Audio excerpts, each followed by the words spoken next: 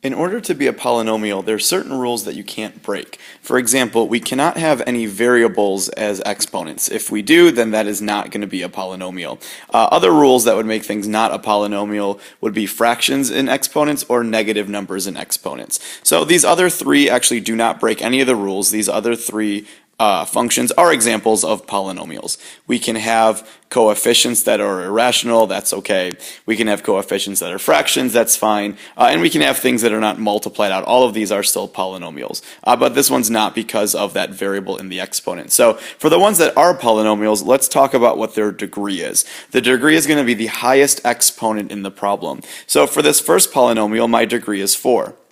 My highest exponent is 4. If we skip down to this last one, my highest exponent is 8. And be careful because this one was not written in descending order. My highest exponent was not in front. So just look in all your terms for your highest exponent. But this time my degree is 8. And then for that one I skipped over, I'd have to think, what would my highest exponent be if I did multiply this out? Well, without doing the full problem, I know that at some point I would get an x squared.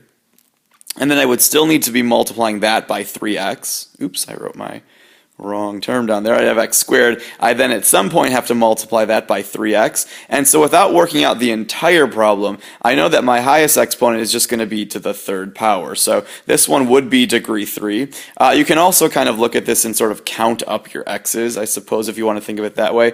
We have 1x here, and then we'll have 2 of them in the parentheses, so 1, 2, 3 would be a way to think of that as degree 3.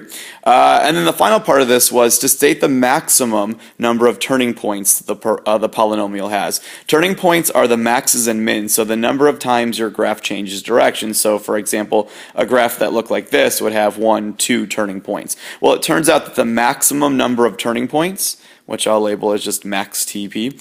The maximum number of turning points is always 1 less than the degree. So if your degree is 4, the maximum number of turning points the graph has is 3. Now that doesn't mean it's guaranteed to have 3, but it will have at most 3 of them. We'd have to graph it and look more into it to see how many it actually does have. But the maximum is always going to be just 1 less than your degree. So for my degree 3 polynomial down here, it'll have a maximum number of turning points at 2.